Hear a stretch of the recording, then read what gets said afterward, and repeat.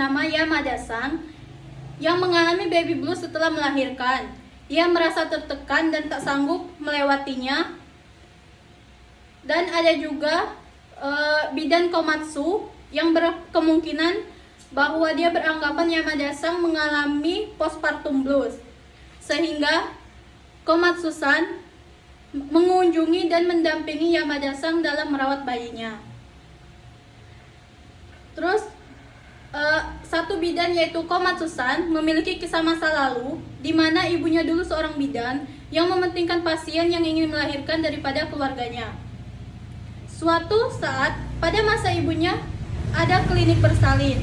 Suatu hari di klinik tersebut ada satu bayi meninggal karena hernia diafragma atau bayi tumbuh sehat di dalam perut, tetapi pada saat dilahirkan paru-paru tidak berkembang dengan baik, sehingga ibu sang menutup kliniknya. Beberapa tahun kemudian, ibu dari Komatsu-san meninggal karena pendarahan subarachnoid. Selain pasien Yamada, ada juga pasien Komari-san yang akan melakukan persalinan dengan bidan Nonomura. Karena bidan tersebut tidak sanggup menolong proses persalinan Komari-san, maka bidan tersebut menelpon dokter Konotori.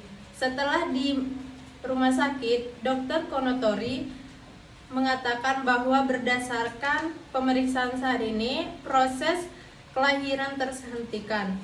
Selama proses kelahiran, bayi akan berotasi dan menuju ke jalur kelahiran di dalam output posterior presentation dan terhenti di sana.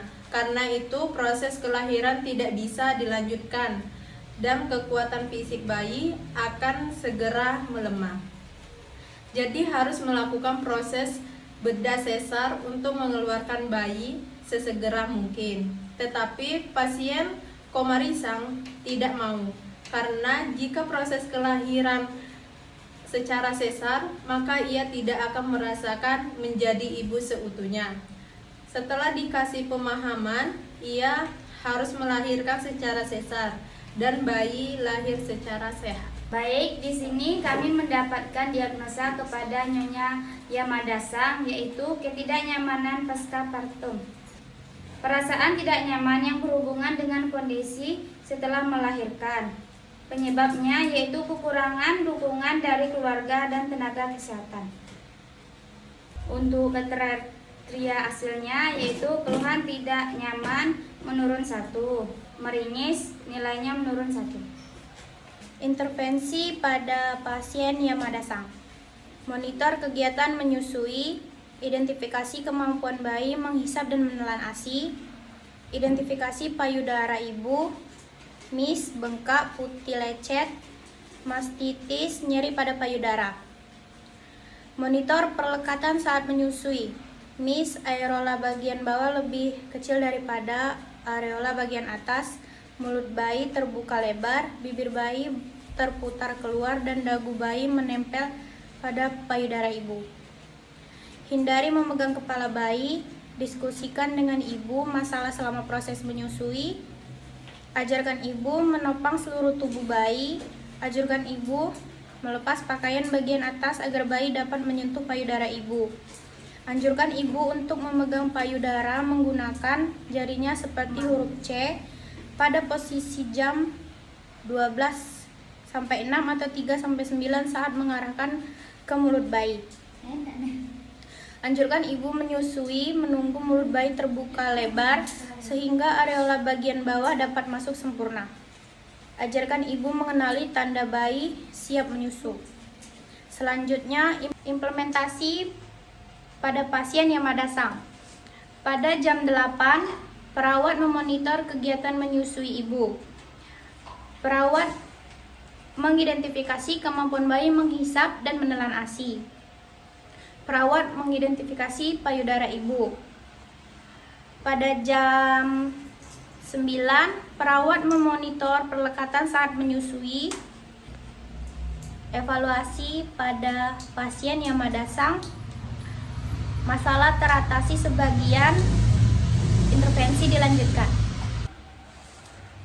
Pada pasien koma risang didapatkan diagnosa defisit pengetahuan dengan penyebab kurang terpapar informasi. Dengan kriteria hasil, verbalisasi minat dalam belajar meningkat dengan nilai 5, perilaku sesuai dengan pengetahuan meningkat dengan nilai 5, kemampuan menjelaskan pengetahuan tentang suatu topik meningkat dengan nilai 5, pertanyaan tentang masalah yang dihadapi menurun dengan nilai 5, persepsi yang keliru menurun dengan hasil nilai 5. Intervensi pada pasien koma risang. Tindakan, observasi, identifikasi kesiapan dan kemampuan menerima informasi, identifikasi faktor yang dapat meningkatkan dan menurunkan motivasi perilaku hidup bersih dan sehat. Terus terapeutik, kegiatan materi dan media pendidikan kesehatan, jadwal pendidikan kesehatan sesuai kesepakatan. Terus berikan kesempatan untuk bertanya. Edukasi, jelaskan faktor resiko yang dapat mempengaruhi kesehatan. Ajarkan perilaku hidup bersih dan sehat. Terus ajarkan strategi yang dapat digunakan untuk meningkatkan perilaku hidup bersih dan sehat. Evaluasi pasien koma risang, masalah teratasi sebagian, intervensi dilanjutkan.